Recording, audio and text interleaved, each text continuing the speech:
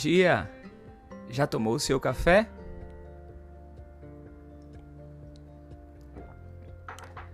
No Curta Palavra de hoje eu quero convidar você a pensar nisso.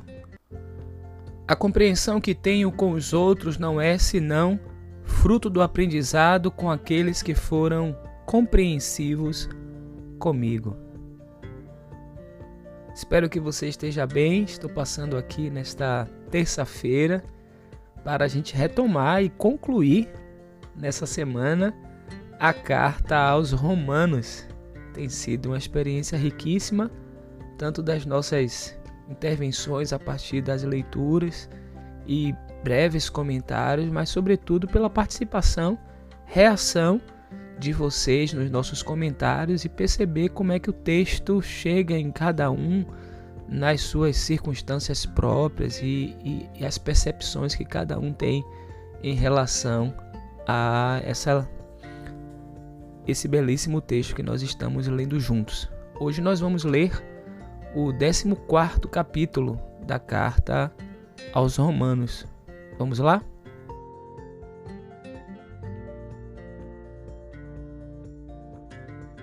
Aceitem os que são fracos na fé e não discutam sobre as opiniões deles acerca do que é certo ou errado.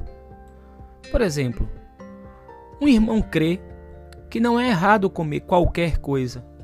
Outro, porém, que é mais fraco, come somente legumes e verduras.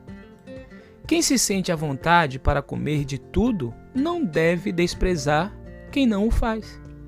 E quem não come certos alimentos não deve condenar quem o faz, pois Deus os aceitou. Quem são vocês para condenar os servos de outra pessoa? O Senhor deles julgará se estão em pé ou se caíram, e com a ajuda de Deus ficarão em pé e receberão a aprovação dele. Da mesma forma, há quem considere um dia mais sagrado que outro, enquanto outros acreditam que todos os dias são iguais. Cada um deve estar plenamente convicto do que faz. Quem adora a Deus num dia especial, o faz para honrá-lo. Quem come qualquer tipo de alimento, também o faz para honrar o Senhor, uma vez que dá graças a Deus antes de comer. E quem se recusa a comer certos alimentos, deseja igualmente agradar ao Senhor, e por isso dá graças a Deus. Pois não vivemos nem morremos para nós mesmos. Se vivemos, é para honrar o Senhor, e se morremos, é para honrar o Senhor. Portanto, quer vivamos, quer morramos, pertencemos ao Senhor. Por isso Cristo morreu e ressuscitou para ser Senhor tanto dos vivos como dos mortos. Então por que você julga outro irmão? Por que o despreza? Lembre-se de que todos nós compareceremos diante do tribunal de Deus, pois as Escrituras dizem: tão certo como eu vivo, diz o Senhor, todo joelho se dobrará para mim e toda língua declarará lealdade a Deus. Assim, cada um de nós será responsável por sua vida diante de Deus. Portanto, deixemos de julgar uns aos outros. Em vez disso, resolvam viver de modo a nunca fazer um irmão tropeçar e cair. Eu sei e estou convencido, com base na autoridade do Senhor Jesus, que nenhum alimento é por si mesmo impuro. Mas se alguém considera errado ingerir determinado alimento, para essa pessoa, ele é impuro. E se outro irmão se aflige em razão do que você come, ao ingerir esse alimento, você não age com amor. Não deixe que sua comida seja a causa da perdição de alguém por quem Cristo morreu. Desse modo, você não será criticado por fazer algo que, a seu ver, é bom. Pois o reino de Deus não diz respeito ao que comemos ou bebemos, mas a uma vida de justiça, paz e alegria no Espírito Santo. Se servirem a Cristo com essa atitude, agradarão a Deus e também receberão a aprovação das pessoas. Portanto, tenhamos como alvo a harmonia e procuremos edificar uns aos outros. Não destruam a obra de Deus por causa da comida. Embora todos os alimentos sejam aceitáveis, é errado comer algo que leve alguém a tropeçar. É melhor deixar de comer carne ou de beber vinho ou de fazer qualquer outra coisa que leve um irmão a tropeçar. Você tem direito às suas convicções, mas guarde isso entre você e Deus. Felizes são aqueles que não se sentem culpados por fazer algo que consideram correto. Mas se você tem dúvidas quanto ao que deve ou não comer, será culpado se comer, pois vai contra suas convicções. Se faz qualquer coisa sem convicção, está pecando. Aqui nós temos inúmeras lições. E esse capítulo, à semelhança de tantos outros que nós já lemos aqui, ele guarda uma série de orientações positivas para um viver melhor. E aqui as teses que são apresentadas pelo apóstolo fazem com que a gente tenha uma percepção melhor da vida, da nossa existência e também amplie a nossa percepção em relação aos outros. E é nesse sentido que eu quero fazer o primeiro destaque, porque o apóstolo, logo de saída nesse capítulo, ou nesse momento da carta, ele chama a nossa atenção sobre a necessidade de compreendermos que nem todas as pessoas veem as coisas da forma como nós vemos. E isso é muito bom. Seria muito triste a vida se todos percebessem e vissem o mundo do jeito que a gente vê. Então aqui a orientação primeira é essa, para nós recebermos aqueles que pensam diferente, para que não veem as coisas do mesmo jeito que nós vemos. E aqui, ali entre os versículos 5 e o versículo 9, que ainda está nessa mesma linha do argumento do apóstolo, é que as pessoas elas são livres. Cada um é livre para seguir as suas convicções, a seguir a sua própria consciência. E ao mesmo tempo eu preciso estar com a minha visão clarificada, né, de que eu também tenho essa liberdade de consciência, mas a minha liberdade não pode, não deve anular a liberdade de consciência do outro. Então, cada um é livre para seguir as convicções da consciência. Sabe o que é que isso ajuda? Se a gente tiver esses elementos assim muito claros para a gente vai parar de se preocupar indevidamente com os outros.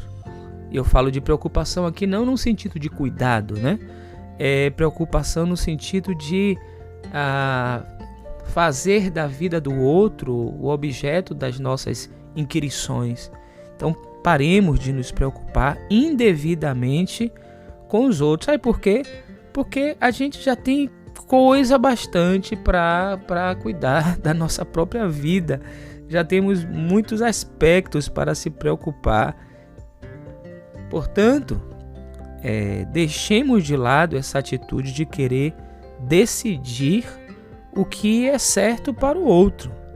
A gente deve se preocupar em não nos intrometermos na vida dos outros, tornando a vida mais difícil do que a vida já é. Qual é a nossa tarefa? A nossa tarefa é servir a Cristo com sinceridade. Cada um aí na sua própria realidade faz isso com sinceridade, cada um com os seus desafios próprios, e cultivemos, né, um relacionamento com Deus. E se a gente consegue viver a nossa vida nessa dimensão desse relacionamento com Deus, que a gente não imponha aos outros esse mesmo modo de ser. A gente cultiva esse relacionamento com Deus, mas não deve impor aos outros a maneira como eles devem viver. A gente vai ser feliz, né, se o nosso comportamento e se a nossa fé forem coerentes, mas se a gente percebe que está agindo de modo incoerente com o que a gente crê, a gente está, ao perceber isso, a gente vai dar um passo, né, na direção da mudança, porque isso é um equívoco, isso é um erro. Então, se o nosso modo de viver não condiz com o que cremos, nós estamos errados. Então, escreva aqui nos comentários como é que esse texto chegou para você nesse dia, ou no melhor momento do dia que você escolheu para ouvir a nossa curta palavra. Escreva aqui nos comentários, registre as suas impressões. Eu quero dedicar nessa manhã uma música cujo título é Todo Joelho se Dobrará. Eu confesso que eu não consegui identificar o autor e quem está interpretando, mas tem um fragmento do texto que lemos aqui justamente que fala sobre essa temática. Aqui na parte superior vai aparecer um card, você pode clicar nesse card, ouvir a música e embalar a sua leitura ou o seu dia aí com boas reflexões. Na descrição eu coloco também o link como uma opção para você ouvir a música, mas também a sugestão do comentário de John Stott para aprofundar a sua leitura e o seu crescimento através da leitura da carta aos Romanos. Que o seu dia seja muitíssimo abençoado, que essa semana seja uma semana de ricas experiências para você. Se você ainda não assinou o nosso canal, se inscreva. Ajude esse projeto, o projeto do Teologia Hoje. Compartilhe esse link com seus familiares e amigos e não esqueça de deixar o like. O like é muito importante para o nosso canal. Tenha um dia abençoado, que a bênção do Eterno, que enriquece, não acrescenta dores, esteja sobre a sua vida, sobre a vida dos seus familiares e dos seus amigos. É a oração que faço por Cristo Jesus, nosso Senhor. Amém. Feliz terça-feira. Cristo é o Senhor. Todo joelho se dobrará e toda língua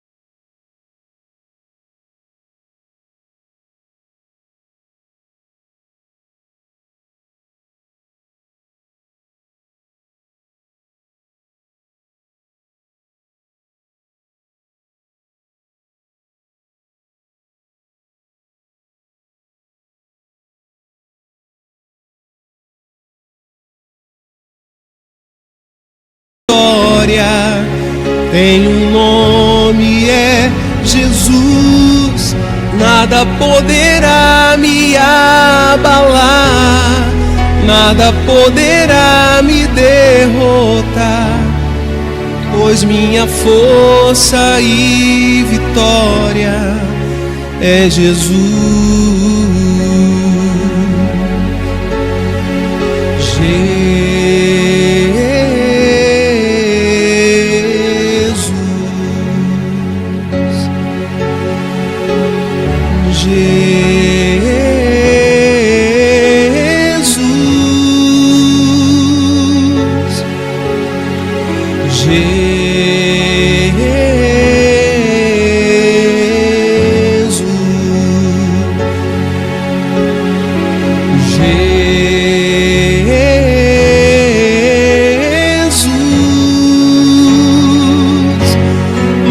Nada poderá me abalar, nada poderá me derrotar, pois minha força e vitória tem um nome, é Jesus.